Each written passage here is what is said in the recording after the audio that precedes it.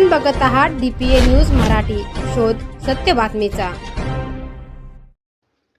महाराष्ट्र राज्य शैक्षणिक संशोधन व प्रशिक्षण परिषद MESERT पुणे यांच्या वतीने आयोजित करण्यात आलेल्या राज्यस्तरीय पोस्टर निर्मिती स्पर्धेचा निकाल नुकताच जाहीर झाला।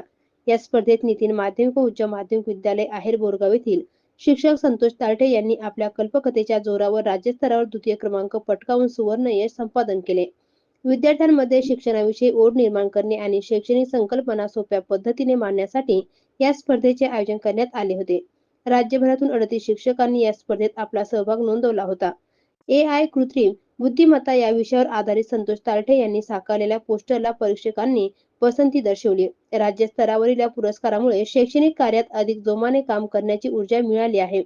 पोस्टरच्या माध्यमातून क्लिष्ट विषय सोपे करून मांडण्याचा त्यांचा प्रयत्न यशस्वी ठरला आहे। त्यांच्या या यशाबद्दल शिक्षण विभागातील वरिष्ठ अधिकारी, संस्थेचे अध्यक्ष मान्य श्री राजेंद्र काका लहाने, मुख्याध्यापक सर्जेराव लहाने, सहकारी शिक्षण व शिक्षकेतर कर्मचारी आणि ग्रामस्थांनी त्यांचे अभिनंदन केले असून त्यांच्यावर कौतुकाचा वर्षाव होत आहे। DPA न्यूज साठी प्रतिनिधी पांडुरंग शिंदे। ताज्या घडामोडी व अपडेट जाणून घेण्यासाठी आताच DPA न्यूज चॅनलला सबस्क्राइब करा आणि बेल आयकॉन क्लिक करायला विसरू नका।